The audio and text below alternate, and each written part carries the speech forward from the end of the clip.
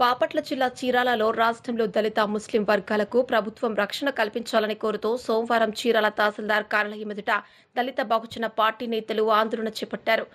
ఈ సందర్భంగా దళితులను అవమానపరిచిన కొన్ని గంటలలో నిందితులను శిక్షించాలని డిటికి వినతి పత్రం అందజేశారు. దళిత బహుజన పార్టీ జిల్లా అధ్యక్షుడు షేక్ జిలానీ మాట్లాడుతూ ఇటీవల కాలంలో మంగళగిరిలో రోడ్డుపై నడుచుకుంటూ వెళ్తున్న దళితులపై అహంకార మతంతో కొందరు పసుపు నీళ్లు చల్లడం దుర్మార్గమైన చర్య అని అన్నారు. అదేవిధంగా నిన్నటి రోజున దళిత వర్గానికి చెందిన ఉద్యోగం అనే కారణంతో పై అధికారి అహంకారంతో దళిత ఉద్యోగినిపై నేలపై కూర్చోబెట్టి పనులు చేయించుకోవడం సిగ్గుమాలిన చర్య అని అన్నారు. రాష్ట్రంలో అనేక చోట్ల దళిత ముస్లింలకు తీవ్రమైన అవమానం జరుగుతోందని, ఈ వివక్షతను అరికట్టేందుకు కేంద్ర రాష్ట్ర ప్రభుత్వాలు ప్రత్యేక చర్యలు తీసుకోవాలని డిమాండ్ చేశారు.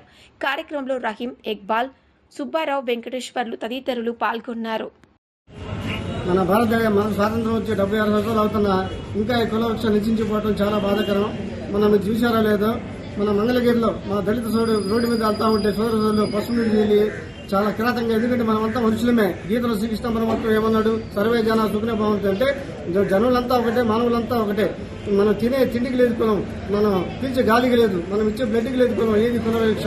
ఈ కులవృక్షను భారతదేశాన్ని ధర్మేద్దాం, భారతదేశాన్ని రక్షించుకుందాం, భారత రాజ్యాంగాన్ని కాపాడుకుందాం. అప్పుడే మన భారతదేశంలో ఉన్న 140 కోట్ల మంది అందరూ మన భారతీయులు, అందరూ మన సోదరులమే. మనమంతా ఒకటే. సారే జహాజ హిందూ సిద్ధ హమారా, మనమంతా భారతీయులమే. మిత్రులారా, అది గ్రహించాలి. ఈ మతమాదాన్ని భారతదేశాన్ని చదివేట భారతదేశాన్ని రక్షించుకుందాం. అలాగే ఈరోజు మన భారతీయ ఏపీ ముస్లింలకు చూడండి మిత్రులారా, అన్ని వర్గాలకు చాలా పేదరికంలో ఉన్నారు. విద్యా ఉద్యోగాలు చట్టసభలు సమాన హక్కు లేదు, వెనకబడి ఉన్నారు. వాళ్ళకు ఉద్యోగాలు లేవు. ఈ రోజు 100% ఉంటే 1% కూడా చదువుకునే వాళ్ళు లేరు. కారణం పేదరికం. వాళ్ళని ఓటు బ్యాంక్గా చూస్తున్న వాడుకోవడం తప్ప వాళ్ళ అభివృద్ధికి వచ్చుకునే ప్రభుత్వాలు లేవు. ఈరోజు చూడండి, ఒక ముస్లిం ఒక ఐఏఎస్ కానీ, ఒక ఐపీఎస్ కానీ, ఒక డాక్టర్ కానీ, ఒక ఇంజనీర్ కానీ ఏమి లేదు. కారణం ఏంటంటే వాళ్ళ పేదరికం, వాళ్ళకి ఉద్యోగాలు లేవు. కానీ ఇకనైనా రాష్ట్ర ప్రభుత్వం, కేంద్ర ప్రభుత్వం వాళ్ళకి ఐఏఎస్, ఐపీఎస్, డాక్టర్స్ అంటే చదువుకుని సివిల్ చదువుకునే అవకాశం కల్పించాలి. అది రాష్ట్ర ప్రభుత్వం, కేంద్ర ప్రభుత్వాలు. ఎందుకంటే ఇల్లు కూడా భారతదేశం మూలవాసులే. అది గుర్తుంచుకొని అందరికీ సమాన హక్కు. ఎందుకంటే ఈ రోజున భారతదేశంలో చూడండి, ముస్లిం 100% ఉద్యోగస్తులు ఉన్నారు, 1% 2% కూడా మిత్రులారా.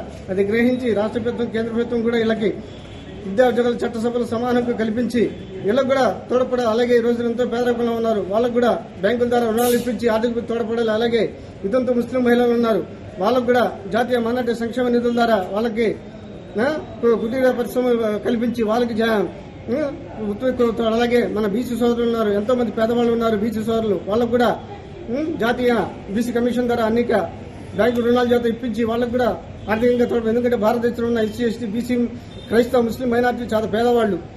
ఇకనైనా రాష్ట్ర ప్రభుత్వం, కేంద్ర ప్రభుత్వం ఓటు బ్యాంక్గా చూడుకోకుండా ఇలా అభివృద్ధికి నోచుకోవాలని, మన అభివృద్ధికి తోడ్పడాలని మా దళిత బహుజన పార్టీ డిమాండ్ చేస్తూ ఎక్కడ చూసినా దళిత సోదరుల మీద దాడులు చేస్తున్నారు, అవమానిస్తున్నారు. ఇది చాలా దారుణ మిత్రులారా. చాటి ఉద్యోగస్తులు కూడా నేను ఆంధ్రజ్యోతిలో చూశారు లేదు, దళితుడని పక్కన పెట్టారు. చాలా దారుణం.